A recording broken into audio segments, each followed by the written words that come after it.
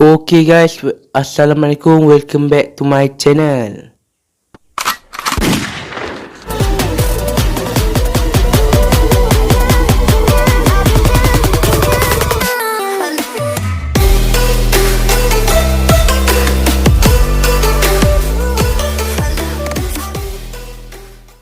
Okay guys, so today aku nak buat tutorial sebab kadang-kadang ada yang problem pasal nak buat mic earphone ke, macam earphone ni ke, earphone apa-apa lah korang pakai, tapi ada problem tak boleh rakam dekat phone korang yang original ni kamera, tak boleh.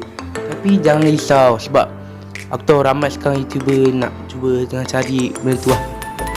Kadang sebab kan sekarang orang pakai phone ni. Guys, sebelum korang sama video ni, aku nak suruh korang subscribe channel aku dan tekan button loceng supaya tidak terlepas video akan datang. Okay, jom. Ni nak buat YouTube, apa nak cakap apa kalian tak dengar.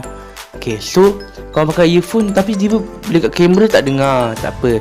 Korang pergi dekat, okay, aku nak beritahu korang aplikasi ni adalah kat sini. Ni aplikasi ni. So dia tak terus, bila korang pakai tak terus work terus korang kena pergi setting dulu. Nanti kita buat setting Jom. Okay guys, so kalau korang nak masuk, korang pergi ke kamera MS.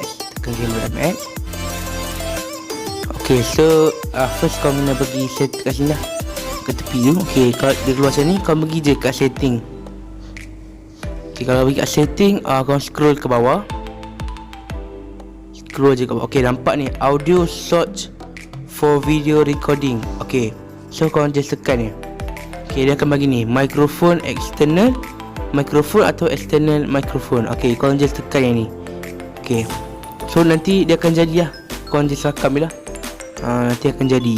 Okay, okay guys, so korang dah tengok kan video tu. Okay, korang dah set dah, barulah boleh guna. Okay guys, senang sangat. Korang just ikut je macam mana aku buat. Korang buat sebiji. Okay guys, jom. Bye bye. Ciao. Assalamualaikum.